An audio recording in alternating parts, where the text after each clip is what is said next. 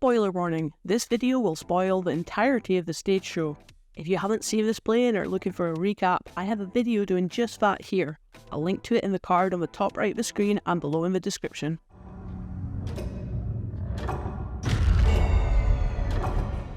The show opens aboard a ship named the USS Eldridge, which is the ship from the infamous Philadelphia experiment conspiracy theory. Allegedly, this experiment used Einstein's unified field theory research that was deemed too dangerous to be released to the general public, and was meant to render US warships invisible to radar, which all sounds quite plausible. So when we get into the witness statements made by one Carl Meredith Allen, that things start getting a little strange. According to him, when the experiment kicked off, the ship actually disappeared to the naked eye. He claims that other witnesses saw the ship miles away in Virginia, conveniently landing in the water there, and then it was transported back to the dock in Philly. Upon its return, Allen and the other seamen boarded the Eldridge, only to find its crew had gone mad.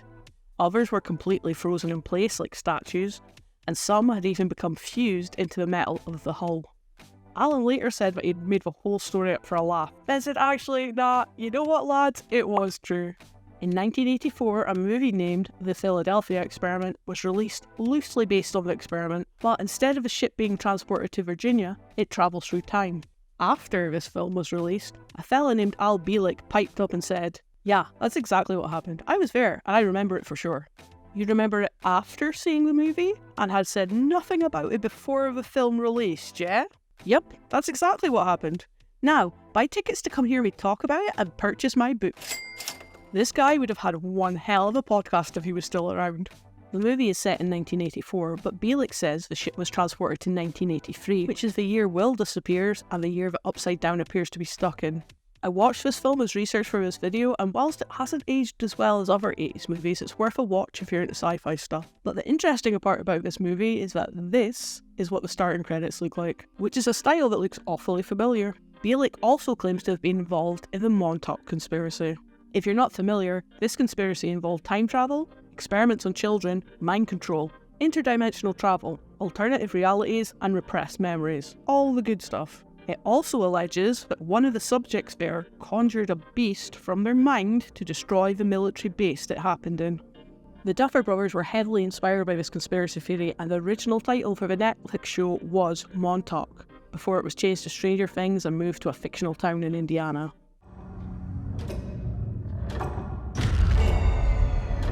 After a successful rehearsal, the kids in the play within the play go to a place named Melvid's to dance to celebrate. It looks like the sort of 1950s malt shop diner place that American drugstores had inside them. This is either meant to be the same place Joyce works at in the 80s that is then named Melvid's General Store, which would make sense as it has a drugstore counter at the back. They maybe pivoted away from the bar-diner element when it fell out of fashion, or it was just a way to put a familiar place name in for the fans. We also see that the local liquor store is named Henderson's. It's mentioned that Walt Henderson's family run it, so Dustin's grandma and granda were presumably behind the counter selling Victor Creel his "make the war flashbacks go away please" juice. When Bob and Hopper are discussing the times of the animal deaths matching the times there have been interference on Bob's radio broadcasts, Bob says he had read about sonic soundwave technology in Astounding Things issue 603, theorising it could be being used to kill the animals. Now, I was able to find several comics and magazines using the word astounding in the title, but I couldn't find one named Astounding Things. If I'm wrong, someone tell me in the comments please, because I thought for sure this was a reference or an Easter egg.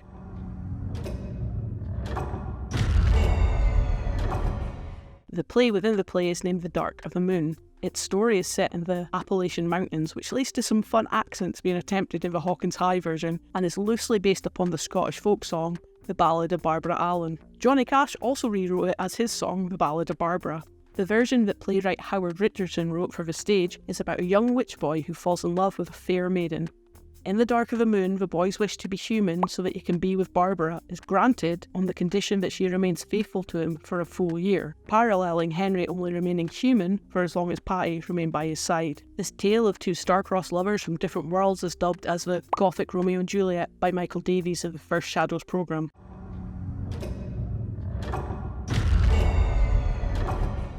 Captain Midnight had movies, TV shows, and comic books, but before all that, it was a radio show, and this was its opening.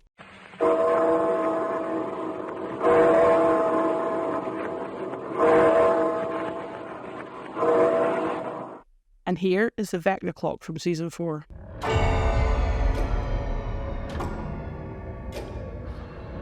Coincidence? I think not!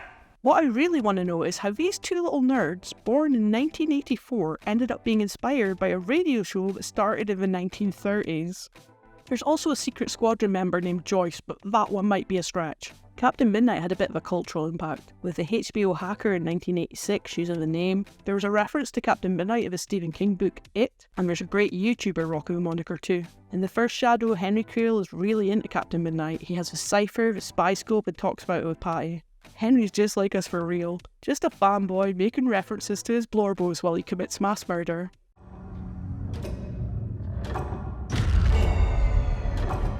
I need to preface this section by saying I don't like being a hater. I tend to focus on the positives, but as a big fan of this show, I've binge watched it all the way through quite a few times. Lots of fans do, and when fans watch a show repeatedly, things stick in our heads, so these plot points of the first shadow stuck out like a sore thumb to me. Right off the bat, the play introduces Patricia, Patty Newby, Bob's sister, who he did not mention at all in the Netflix show. He had someone major in his life go missing, and whilst comforting Will, who gets bullied for being the zombie boy that came back from the dead, we didn't get one line about how his little sister went missing and he could relate to either Will or Joyce. Huh, okay. According to this GQ article, Patty was originally introduced in one of the graphic novels. The Tomb of... Yeah, I'm not going to attempt to say that, and I won't spoil the plot of the graphic novel by saying what it means. But I read it, and she is not mentioned at all, so plot hole for GQ and this article's author, Lucy Ford there, I guess. Whilst we're on the subject of Bob's family, his father is the principal of the high school in the stage play and is seriously butthurt that his wife ran off with Ted Wheeler's dad. He gets his bones cracked and his eyes removed by Henry Creel in the show, and it wasn't exactly clear, but he might have even died in the hospital, which makes this scene in season 2 of Stranger Things a little odd. What if we were to move out of Hawkins? Together. Huh? Now, my parents are selling their house in Maine. There's a Radio Shack nearby. I'm sure they'd take me on. Even if his father does survive getting Vecna'd, it wouldn't be his parents' house because his mum was gone. And I seriously doubt he'd be referring to the people who own the place as his folks if it was his mum and the guy she ran off with's house. Maybe they first forgot. Maybe it was just a throwaway line that they never thought of again. You know, like Will's birthday. But they said this about it in Beyond Stranger Things, the behind-the-scenes show. But I do think if Bob had made it out, I think they would have left. I think she would have gone with him. Makes it even more heartbreaking. I know. Now that And he was like right there. Right? yeah. So it's clearly something they've put some thought into. Duffer Brothers Watch Your Own Show Challenge 2024.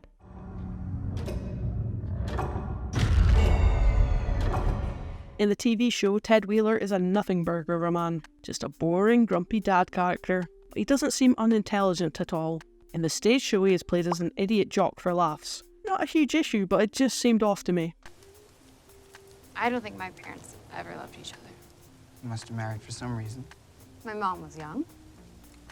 My dad was older, but he had a cushy job. Was he older, Nancy? Because your mum and dad are in high school together at the stage show. It's fine, I get it. I didn't get here until the 4th grade. This initially irked me when I was watching the play, seeing how Dustin's parents both went to Hawkins High and his family ran the local liquor store, but I guess they could have moved away and then moved back when Dustin started 4th grade. You know, the last person to go missing here was in summer of 23. Apart from Patty Newby in the winter of 59, who you knew quite well at the time, bestie. During the reveal of Bob's directional antenna device, Hopper says he has single-handedly rebuilt the engine of a 1954 Ford Crestline. Did you, Hop? Because you suddenly don't know shit about car engines in season 3. I've seen people, including my sister, saying that all the parents being in the same high school is a plot hole. I'm gonna have to disagree. It's a tiny town. People seem to live there their whole life, so it's not weird to me that the parents all went to school together. Small towns are just like that.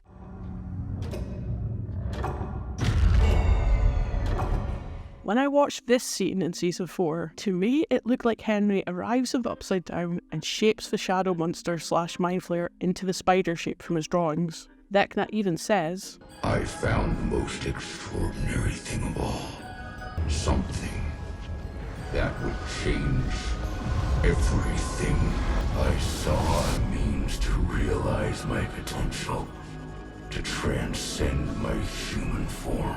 But the stage play paints Henry as just a normal but troubled boy who gets taken over.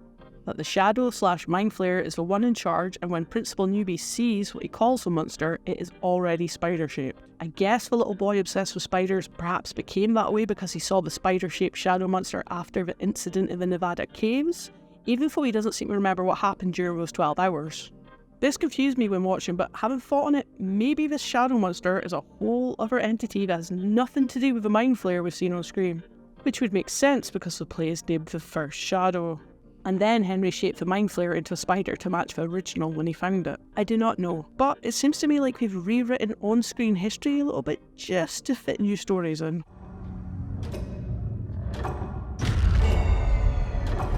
Brenner's father is transported to another place, and it changed his blood somehow. Henry Creel is also transformed by his journey there when he goes missing in the Nevada caves. It is implied in the stage show that this is the source of his powers. The children in the lab, numbers 2 through 11, are given his blood via transfusions to give them powers too. Which made me ask the question, then why wasn't Will changed? His blood was tested at the lab in season 2 and no mention of it being weird. The Will has powers truthers need answers. I was operating on the assumption I had gleaned from the TV show that this place and the Upside Down were the same place. But the GQ article by Lucy Ford I mentioned earlier states that the place Henry has his ass blasted to by Baby 11 after the massacre at Hawkins' lab, the place I think young Henry and Brenner's father were sent to in the stage show, is a layer under the Upside Down called Dimension X. So people who spend time there are given powers, but not people who have been to the Upside Down, which is pretty much the entire main cast at this point. Great. But now that brings up the question,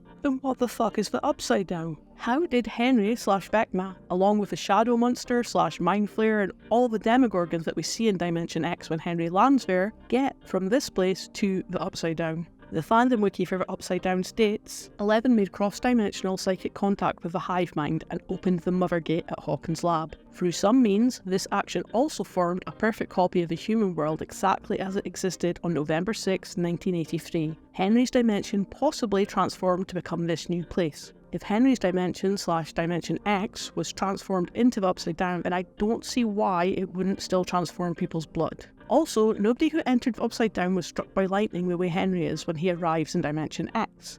So I'm going to go ahead and assume that Dimension X was not turned into Upside Down. Which leads me back to, how did Henry et al. Get there? I know not everything needs to be answered. Some things will and should be left up to the viewer to interpret, but I need answers. Hopefully these will be revealed in Season 5. Those are all the plot holes I noticed, but whatever, it's not that deep. Let's get on to the Season 5 clues.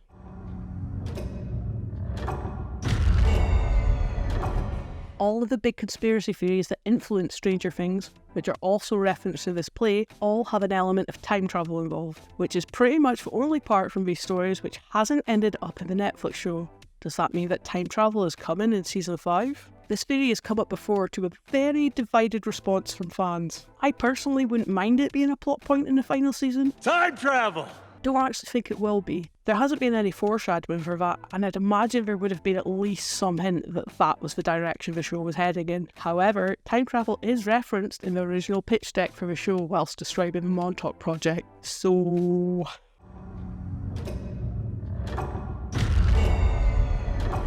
There are so many clues in the play to Patty ending it deceased. However, she survives. Was that because fridging is unbelievably overdone, not to mention sexist? Or because they want to use her further down the line? The love saves the day trope is already a big part of the show's ethos. Love over hate and the power of friendship. 11 is taught by her lost sister to use hate and anger to activate her powers. This is a lesson Henry also taught her in the lab, but in both of those instances, Elle ends up using her happy memories instead, which makes her more powerful. So it makes sense that Elle is going to use the power of love and friendship to beat Vecna in the final battle like a horror version of a Care Bear. In the play, Henry uses his Captain Midnight cipher to write in code that his mother cannot read. That sets us up for a diary full of the secrets to be found in Season 5 and the gang to learn about ways to defeat him, including knowledge of his feelings for Patty, which Joyce and Hopper might not have known about and or remember after all these years. I'm seriously hoping they don't have Henry/Vecna give up fighting because Patty turns up. I do not want to see that I can fix him shit on my screen when Season 5 eventually airs a decade from now.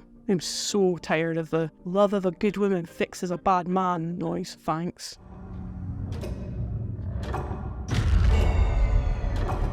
This one might be a bit out there, but bear with me. All the powers come from Dimension X via Henry Creel's blood. Henry has a connection to the Shadow monsters, both the one in the first Shadow and the one we call the Mind Flayer, which allows him to control all the demo creatures from the Vines. When he's eventually defeated and the connection to Dimension X totally removed, will Elle's connection to this power source also go away? Will she maybe get to walk away just a normal girl, without the weight of having to save the world on her shoulders? But those are just my thoughts on the matter. Feel free to fight me about it in the comments. Thank you for watching my insane fangirl ramblings. If you want to see more, hit the sub button and I'll see you next time.